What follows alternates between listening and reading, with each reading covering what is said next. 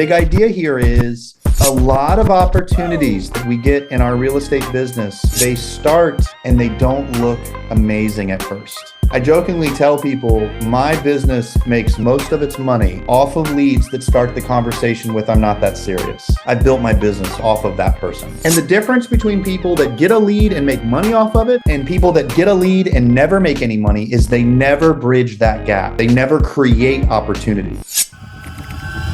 I hope you guys are well. My name is Barry Jenkins, and I run a team of 80 agents in Virginia Beach. And I wrote a best-selling book called Too Nice for Sales. And the team at Meskula has asked me to spend time each week applying the principles of the book to your business. So if you haven't been on one of these sessions, they're very interactive. I feel like the way that you can get the most out of the principles of the book are for us to dialogue about the wins and failures that you're experiencing and how I would handle it differently. So figured I wanted to start with some wins and see. Thank you, Javier. See if, and we're excited to see you, Shireen, as well. Anybody wants to share a win that they've recently had, maybe an appointment recently, or any type of success, or we'll start with wins. Has anybody had a win lately? Zach.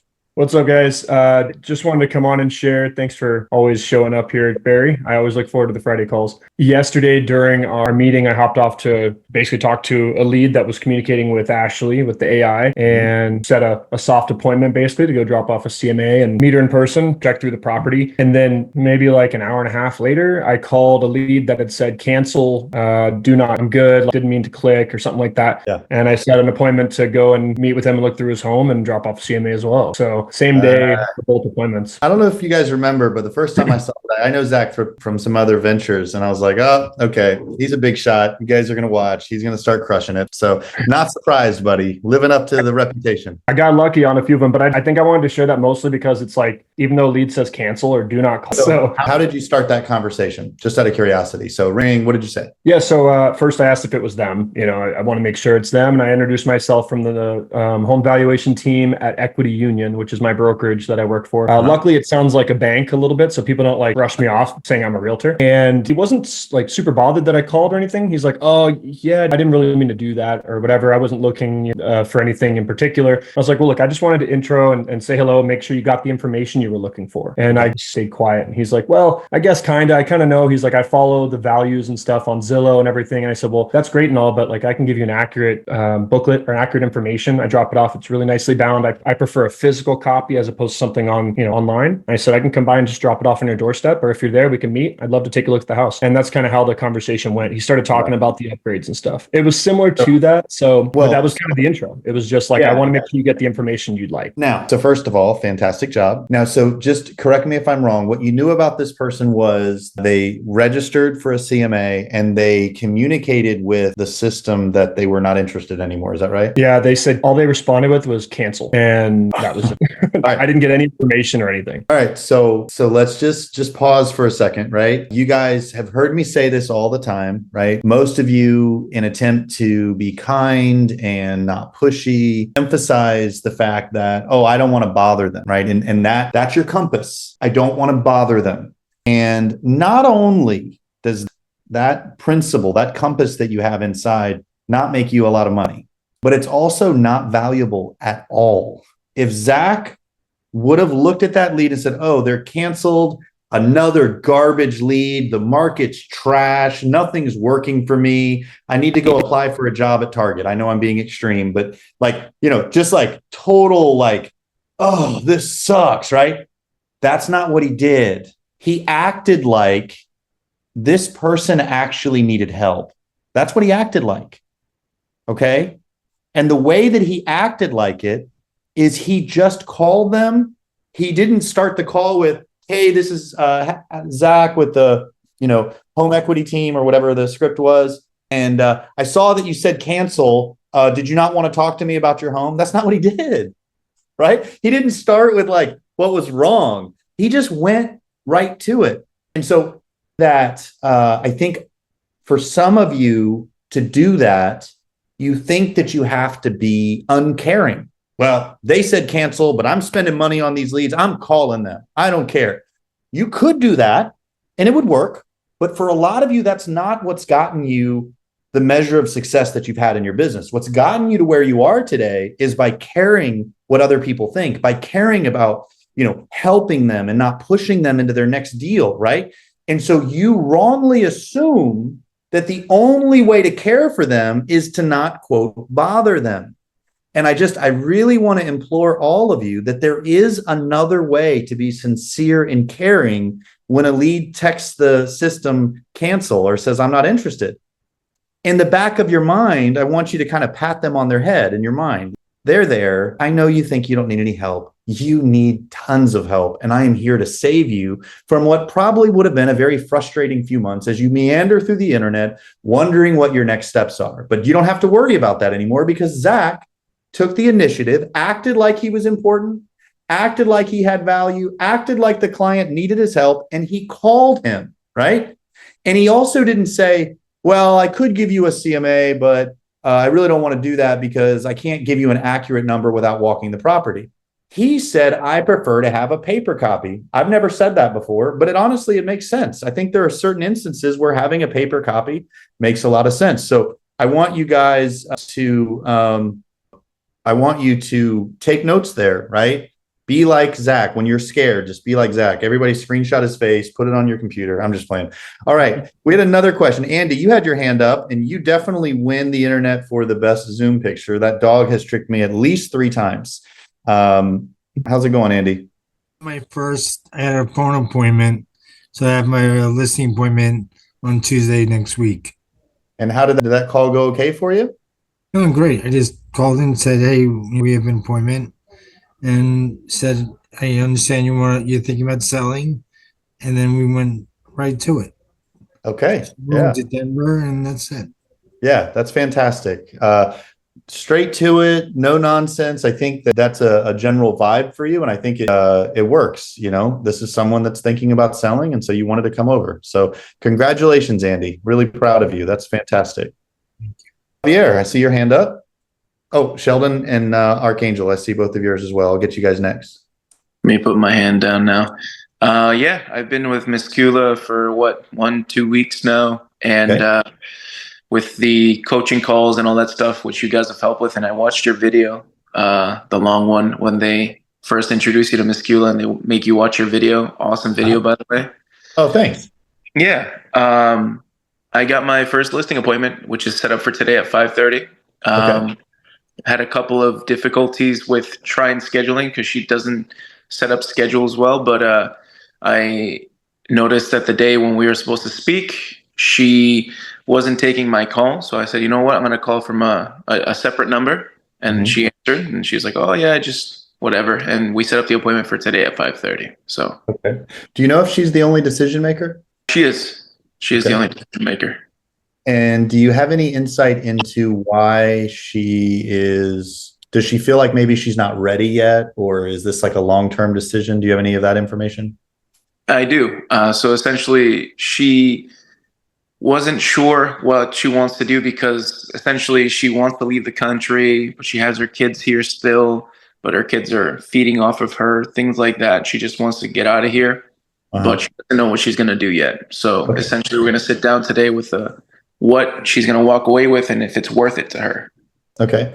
So what I would recommend you do, decision is wrapped up in a lot of emotion. So that's why I kept asking. I was looking for why she was being shifty. There had to be a reason that she was like, elusive in her appointments and the fact you had to call from another number. And come to find out, man, what an emotional decision. She's got, I guess, grown children still feeding off of her. And as she thinks about making all this money, she sees their faces and she sees them say things like, you're not there for me. How could you do this to me? Right. And you're going to come in and say, look, I got a bag of cash. Let's go. Right. And so what you have to do is you have to, when you go over the numbers, let's assume the numbers are really in her favor. Mrs. Smith, you're going to walk away with $300,000 or $50,000, right? What do you think you would do with that money if you moved to whatever country she's planning, right? Well, I would probably buy a house or I would probably live on the beach. Okay. And what about your children? What do you think that they would do if you did that? Just get right to it, right? And she'll probably say, I don't know. And then, and this is where you kind of become the armchair therapist a little bit. And maybe you've helped other clients that were empty nesters or had adult children sell their home. Maybe there's something creative that she could do to further their futures. So I'm just throwing this out here. You don't have to use any of this. The goal here is to get you thinking about other than just the house, right? If you said to her, well, tell me about your children. What do they do for a living? Let's say one of them, another easy example, just started a business. They detail cars, mobile detailer. Maybe you could take $5,000 of your proceeds and buy them a new power washer, or so that they could advance their. So basically, she gets to leave, but not just be selfish. She's leaving and like blessing her kids on the way out of the country. That vision in her mind will help her to see that this could actually benefit her family in a way that helps them to kind of grow up. Tread lightly, obviously, but you need to don't just think about the money. You've got to think about the emotional impact of all of this. And so as you walk the home, look for pictures on the wall that you can relate to. Let's say she's got one of her kids is in the Navy and maybe you were in the Navy and you can talk to her about that. As you're conversating with her, she's going to share details about her kids and her family. You need to file all that away because she needs to know that you're not just there to stick a sign in the yard. She needs to know that you're there to serve her. And the more information you can get from her as you're speaking with her, you can help package this, not just you're going to stick a sign in the yard, you're going to get a lot of money, you're going to help them. Now, if you've been on this call before, something that I bring up a lot is agents focus on selling and they don't focus on where the person's going. In this case, I don't think that's what's needed. Like, you don't need to find an agent, for example, if she's going to Mexico, find an agent in Mexico that you know. I think the thing that's going to move the needle with her is what's going to happen to her kids when she does move and how can you help facilitate that? Maybe she uses some of the money on a down payment for a lease for them. Like, there's lots of implications of ways that she could help her kids as she leaves the country. Yeah, she doesn't need anything. Once she sells, she says, because we already talked about all this. I learned from your call. I studied it and then I did it towards my stuff. And she's going to live in South Africa in her investment property for like a year. And then she's going to find out where she's going to go. So she's a pretty cool lady. Pretty cool. That sounds really cool. Yeah, I want to hang out with her. Yeah, when he said about serving people, I mean, I believe it. I'm a strong believer in the Bible, and it's like you have to service people, and that's how you do your best work. So service people is what it is.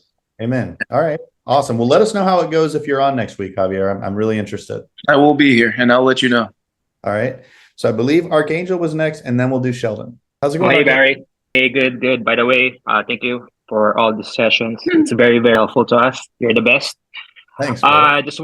Just want to share to everyone, our first listing with Meskula is already in escrow.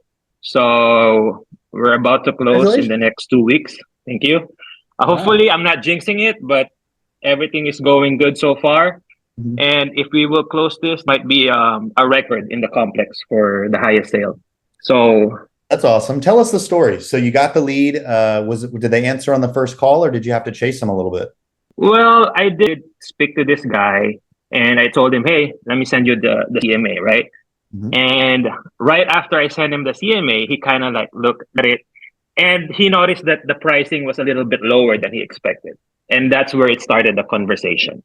So I didn't have a chance. It wasn't really that hard to talk to this guy because I didn't need to chase him. But the biggest challenge that we had at the beginning was he gave us a contingency. So he gave us a contingency of a lease back for a year. Okay. We're not seeing any traffic on that. Yeah. And then after 2 weeks, he decided, hey, let's remove this contingency. And that's where we got it. Okay. Just to be clear, you got a lead. Was it an appointment? Yes, it was an phone appointment. It was a phone appointment, and you called and he answered the phone. We actually just communicating on text. So you texted him at the time you were supposed to talk to him? Texted him, yes. And then I told him, hey, let me send you the CMA, right? Because I was just trying and testing, hey, where is he going to respond? Uh-huh. So I told him, hey, let me send the CMA. And then right after he saw the CMA, he called me right away. And that was the first conversation. Okay. Now, what was it about the text conversation that made you think the right move was to send it obviously was the right move, but what made you feel like, you know what, let me just send this guy the data? Because it could have gone a very different direction. I know. That's what he wanted? Well, he said I preferred communicating with text. I couldn't get him over the phone. Okay. I was just trying to see, hey, maybe I could bait him if he saw the numbers. Maybe he would try to call me. So I just took a gamble. I literally, in purpose, I put the evaluation a little bit down so that we could just create a conversation. You know what I'm saying? All right. Hold on. Let me pause for a second. So all you get your leads and the person doesn't answer the phone and you get discouraged, right? And then you text and they say they prefer to text. The goal of texting is to have a conversation. All right. Yeah. Now, I think if we were to go through the text thread with Archangel in this lead, I think you probably would have picked up a few things that he was very concerned about. He wanted the CMA. He was, really either curious about, he might have just said, I'm curious about the value, which shows that the value was really important to him. And so that might have keyed Archangel's attention to say, well, let me send him a low one. Now, when you sent it to him, did you say anything like, let me know if this is off or anything like that? Well, I kind of like told him, hey, I just put this at this value just to attract buyers. Because my goal is like, hey, let's put it a little bit down so we can create a bidding war. But he doesn't want that, right? Yeah. So, but I got his attention though. Yes, you did. You know why you got his attention is because you told him why it's low and you put a marketing strategy next to it. This is why I don't just like, oh, good job. Oh, Archangel's so lucky. Like, oh, he got one. And, you a lot of times with salespeople, you got to pry a little bit. So what he did that's so genius here is he communicated with the prospect the way the prospect wanted to be communicated. And then he sent him a low value and said, this is why I think it's low. That's interesting on behalf of the homeowner, right? Because the homeowner's like, all right, this guy's at least thinking. He's not just sending me what's on Zillow. So fantastic work. Yeah. And then we're going to end up above 20K above asking price. Yeah. If we were about to close. Yeah. Hopefully. Big takeaway from two of the calls and Andy's as well. He's doing a fantastic job. The big idea here is a lot of opportunities that we get in our real estate business. They start and they don't look amazing at first. I jokingly tell people my business makes most of its money off of leads that start the conversation with, I'm not that serious. I built my business off of that person because I realized there are way more people that don't have clarity around their needs yet. And instead of being discouraged by dealing with prospects that don't think they need to talk to an agent yet, because if they don't know what they want, they think that you're only relevant when it's time to put in an order. They think you're a waiter or a waitress, right? They think that until they're able to call you and say, this is what I want to do, this is when I want to do it, can you come over Tuesday? That's when you're relevant to them. Outside of having clarity and certainty, they never feel like they're ready for you. Okay. And the difference between people that get a lead and make money off of it and people that get a lead and never make any money is they never bridge that gap. They never create opportunity. All right. So next is Sheldon. Then we will go with Jennifer. Hey there. Barry, it's so funny. I searched you on Spotify trying to find a podcast. And I found a interview from you from 2016, and you had 10 people on your team at that time, but you're like talking the same as you are now, and you're talking about it. And yeah, I don't know, you just reminded me of myself. I'm like, and I think you said some of your like where you struggled, and you were like really scatterbrained, and you talked about disc profile, I think, or something like that. And I was just like, wow. I had to look at the date because you said 10. Of people on my team, and now you've 83. So congrats, it's awesome. Last time about just doing it, like I don't want to go to the gym, but I just do it, and I did that a bunch of times this week. I just been making the calls more so, just thinking about that.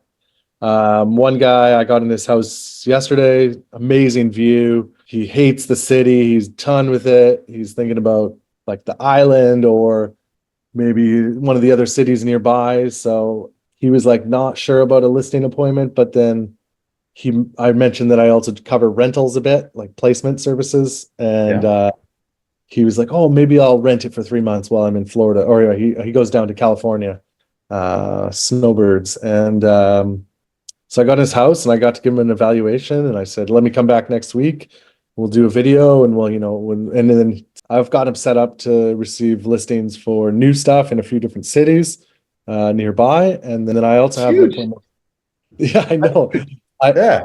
I have an appointment this afternoon in Vancouver time, so like in an hour and a half, with a guy, and all he gave me was his block. So he's the 300 block of East 44th, and I have software, and I can kind of see the first letters of people's last name and first name. It like gives you like land size and even like the level of the land and a whole bunch of information, history.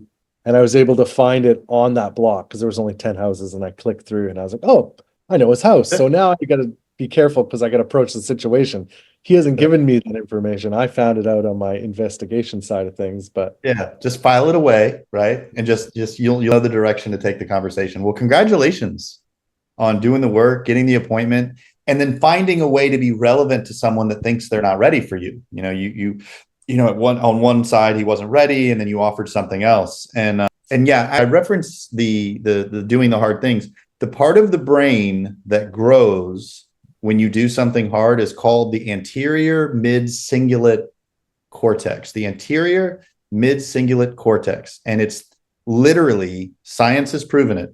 When you choose to do something that you don't feel like doing, and you consistently do hard things that you don't feel like doing, and each time you do it and you do it anyway, it literally grows, just like your bicep, right? Just like when you're doing your curls and then biceps grow. And so it's okay that you guys don't like talking to strangers about real estate. It sounds silly saying it that way because you're buying leads and you're getting them, and you're like, but you just do it anyway. It's okay, right? You just don't have shame. That's good.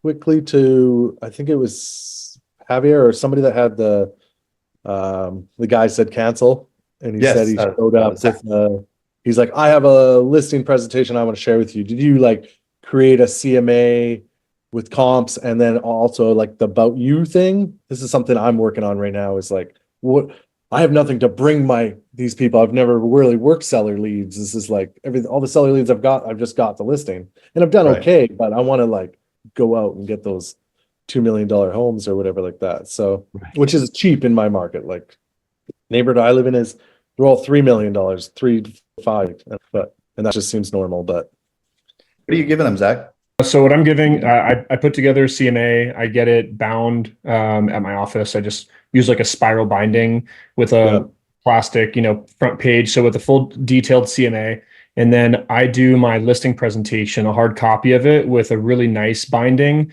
I think they cost like $10 a piece for the binding, the binder for it, because I want to present myself really well.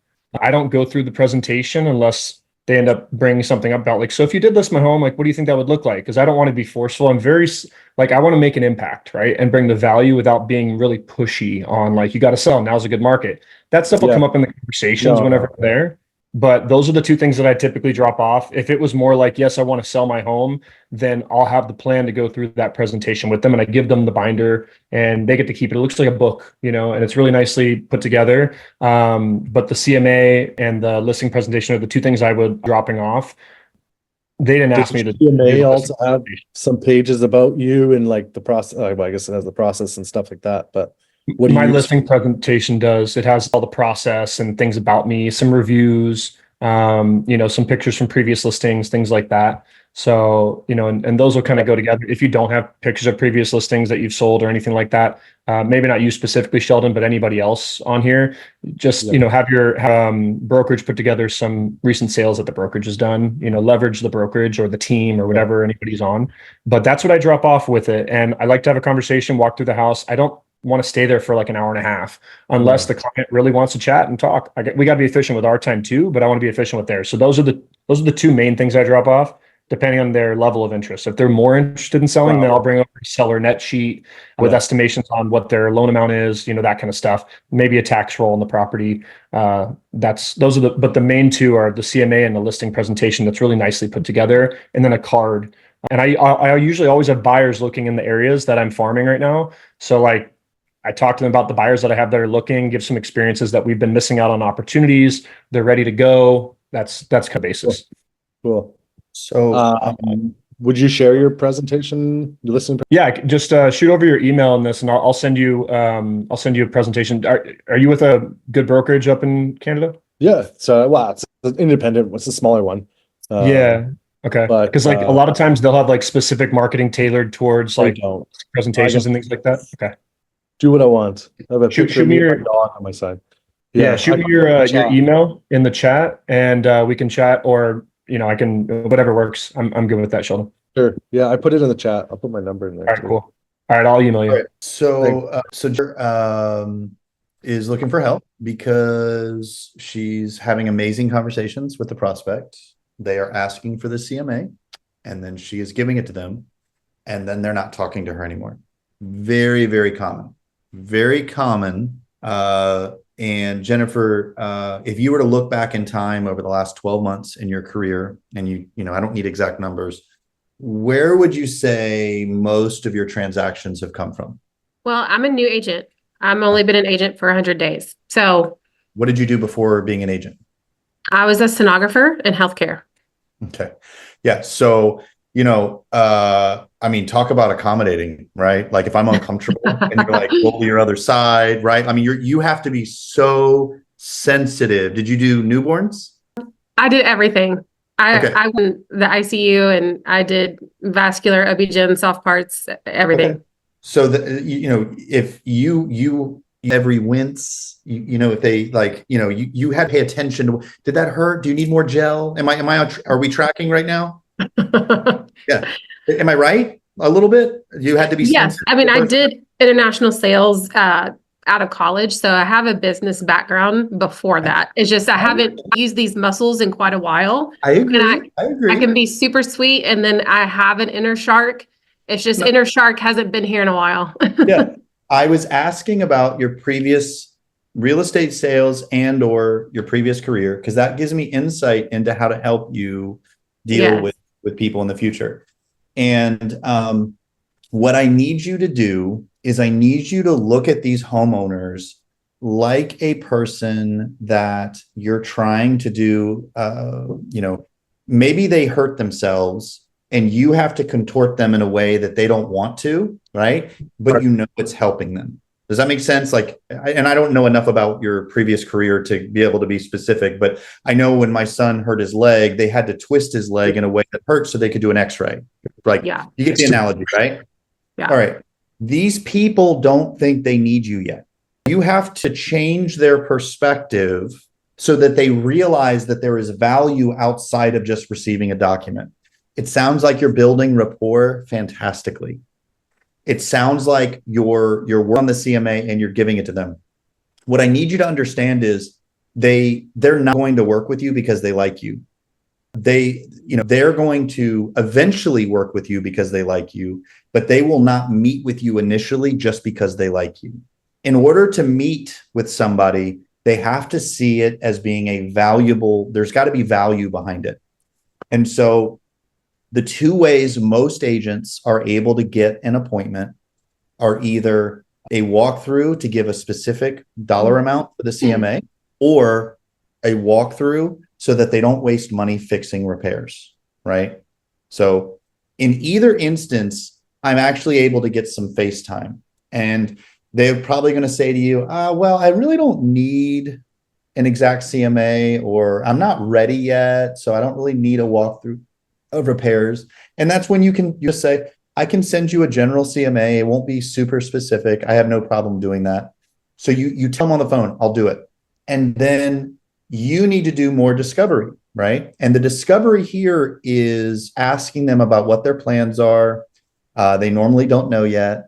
And so then you ask them what their dreams are. What's the perfect scenario for you is another great question. What would be a year from now? This all worked out for you. What's like the perfect scenario? And as they're telling you either what their plans are or what they'd like to see happen, you're looking for an opportunity to be relevant to them. And the way that you're relevant is you don't suggest it. You don't say, well, if you'd like, I could. Nope. Oh, so what you do is you say, with that in mind, we really need to insert information. So you have to take on at some point in the conversation, you have to start telling them what's best for them. And if you do it wrong, right, you're going to come across as arrogant. But if you do it just right in the spirit of what they're saying, they're going to start to see that you're valuable outside of just being nice and accommodating and helpful. So again, don't tell them you're not going to send them the CMA. Say, sure, I can send that to you, no problem. So, hey, tell me about your plans. Where are you thinking about moving to, right? And as they talk, you're listening for an opportunity to be relevant today. Does that make sense? Yes. I think that is where I'm struggling. The people that are giving me like the 12 months plus, and then the conversations that I'm getting tripped up on are the ones who, oh, I'm just curious. I'm not going anywhere. Where would I go if I moved? And then, we talked last week about, me having an opportunity to show them value by, showing them new neighborhoods that maybe they hadn't thought of, offering that up. And somehow I'm not turning that conversation into a place of me being a local expert of positioning myself that way, because they're coming in just going, I just want to know what's happening in the market. I just want to value. And I'm not finding that place in the conversation to shift it. And that's where I'm struggling.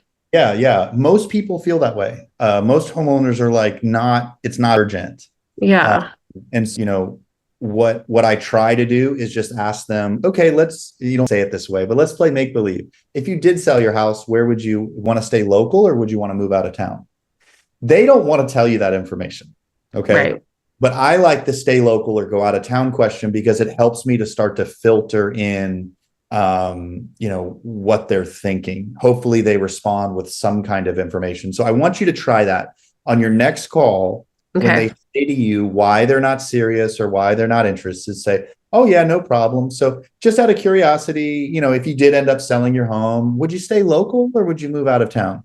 And then allow them to share the truth, hopefully, about what they would do, and just obsess about that. Obsess about what they would do. So if they stay local, oh, really? Okay. Is there a part of town that you would possibly think that you would like to move to more than others? If they move, say, out of town, oh, really? Where's that? And really, and the hope would be that you can work backwards from whatever they're dreaming about. Because again, they don't think they're ready for this. But if they're wanting to sell in a year, they're ready to talk to you. So try that next, and let's see what happens. Does that sound fair? Okay. Yep. Awesome. All right, guys, I'm actually a couple minutes late for my next call, so I got to jump. But you guys are doing such a good job. Seriously, you're crushing it. And with rates dropping, there is so much pent-up demand for homeowners. There's a lot of people that are like, oh, I'm not going to move right now. I got a 3% interest. And as rates have dropped, they're starting to consider. So I would also recommend going back into your old leads that never answered or whatever, and try to reach those as well, if you have any. Okay. All right, guys, have a great rest of your day. Have a great weekend. Bye-bye.